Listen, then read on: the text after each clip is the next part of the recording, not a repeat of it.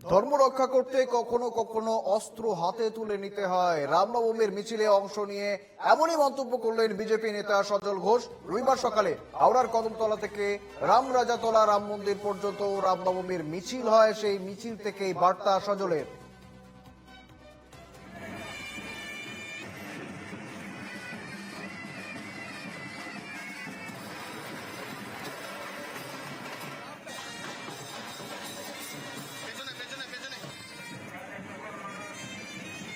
রক্ষা করতে কখনো কখনো অস্ত্র তুলতে হয়।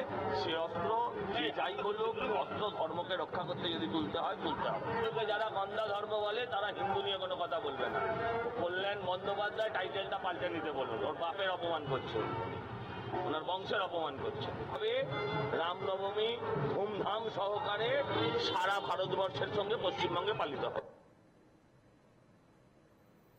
আমরা দেখেছিলাম ইতিমধ্যেই অস্ত্র নিয়ে রামনবমীর মিছিলে অংশগ্রহণ করতে নিষেধাজ্ঞা জারি করেছিল হাইকোর্ট, কিন্তু সেই নির্দেশে রীতিমতো তোয়াক্কা না করে সজল ঘোষের অন্য বার্তা, কখনো কখনো ধর্ম রক্ষা করতে হাতে তুলে নিতে হয় অস্ত্র, এমনটাই কিন্তু বার্তা রামনবমীর মিছিলে অংশগ্রহণ করে সেই বার্তা দিলেন বিজেপি নেতা সজল ঘোষ।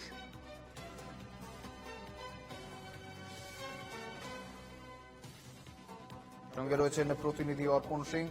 জানবো আমরা অর্পণ, একদিকে যেমন হাইকোর্ট নির্দেশ দিয়েছে অস্ত্র সহ কোন রকমের রামনবমীর মিছিলে অস্ত্রর আস্ফালন একেবারে নিষেধাজ্ঞা জারি করে দিয়েছে হাইকোর্ট, অন্যদিকে সজল ঘোষ তিনি বার্তা দিচ্ছেন কখনো কখনো ধর্মকে রক্ষা করতে গেলে অস্ত্র হাত তুলে নিতে হবে। কি রয়েছে বিস্তারিত?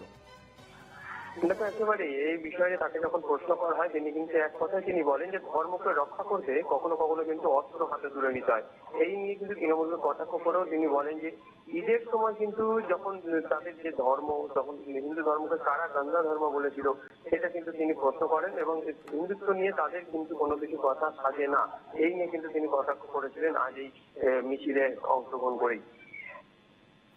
অর্পণ, পাশাপাশি কি ছবি দেখা যাচ্ছে এবং রামনবমী নিয়ে আমরা দেখেছি হাওড়ার বিভিন্ন জায়গা অতি স্পর্শকাতর জায়গা বলেই পরিচিত, বিভিন্ন জায়গা হাওড়ার, তো সেক্ষেত্রে রামনবমী নিয়ে কি ছবি দেখা যাচ্ছে?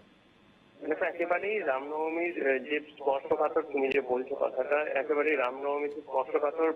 এর আগে গত 2 বছর অর্থাৎ 2022 এবং 2023-এ শিবপুর কাজীপাড়া থেকে যখন মিছিল আসছিল রামনবমীর উপলক্ষে, সেই সময় কিন্তু একটি ঘটনা ঘটে গেছিল এবং সেই কারণেই স্পর্শকাতর বলে চিহ্নিত করা হয়েছিল শিবপুর রোডে। তো আজও সেই মিছিল কিন্তু যাবে, অন্যান্য যে সমস্ত রাম ভক্তরা রয়েছেন এবং বিভিন্ন সংগঠনের তরফ থেকে আজ ওই রাস্তা দিয়ে, অর্থাৎ যে রুট, সেই রুট ধরে কিন্তু আজ আসবে এবং পুলিশের তরফ থেকে আটো ব্যবস্থা কিন্তু করা হয়েছে। ইতিমধ্যে পুলিশ টহলদারি রয়েছে এবং পর্যাপ্ত পরিমাণে পুলিশ ব্যবস্থা রয়েছে এবং পাশাপাশি ড্রোনের মাধ্যমে কিন্তু নজরদারি চালানো হয় বলে এই মুহূর্তে কিন্তু জানা যাচ্ছে। এছাড়াও সকাল থেকেই বহুবার কিন্তু টহলদারি দিয়েছেন এবং রুটমার্চ করেছেন ওই পুলিশ আধিকারিকরা, সাথে কিন্তু র্যাবও রয়েছে, যাতে অপ্রীতিকর ঘটনা আর দ্বিতীয়বার যাতে না ঘটে সেই কারণে কিন্তু এই ধরনের ব্যবস্থা নেওয়া হয়েছে। অর্পণ, সারাদিনে আমরা দেখলাম সকালবেলা একেবারে শুরু হয়ে গিয়েছে ইতিমধ্যে রামনবমীর মিছিল, পাশাপাশি সারাদিন আর কি কি কর্মসূচি রয়েছে, কি কি আপডেট রয়েছে তোমার কাছে? দেখো, একেবারেই প্রথমে সকালে যেরকম সজল ঘোষের যে মিছিল ছিল, অর্থাৎ যে রাম ভক্তদের সঙ্গে শুরু করে যে সজল ঘোষ তিনি কিন্তু রাম মন্দিরে এসে রামের পায়ে কিন্তু পুষ্পার্ঘ অর্পণ করে তারপর তিনি কিন্তু ওইখানে পুজো দিয়ে তিনি বেরিয়ে পড়েন এবং যেটা জানা যাচ্ছে যে সকাল থেকে যেমন একটি মিছিল এবং আর কিছুক্ষণ পরেই বিজেপির রাজ্য সভাপতি সুকান্ত মজুমদার তিনি আসছেন, সেটি শিবপুর কাজীপাড়া রোড হয়ে জিটি রোড হয়ে একেবারে হাওড়া ময়দান পর্যন্ত আসবে।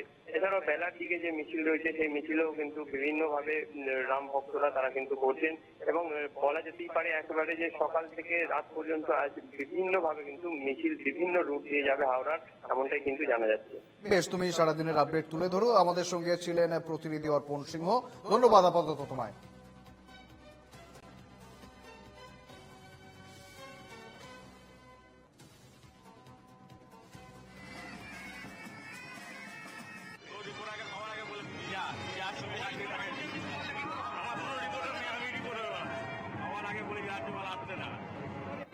সজল ঘোষ তিনি কি বলেছিলেন ঠিক শুনবো আবারও।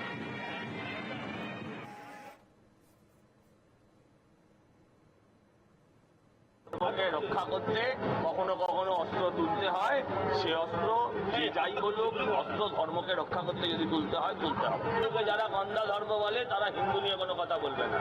কল্যাণ বন্দ্যোপাধ্যায় টাইটেলটা পাল্টে নিতে বলুন, ওর বাপের অপমান করছে, ওনার বংশের অপমান করছে। তবে রামনবমী ধুমধাম সহকারে সারা ভারতবর্ষের সঙ্গে পশ্চিমবঙ্গে পালিত হবে।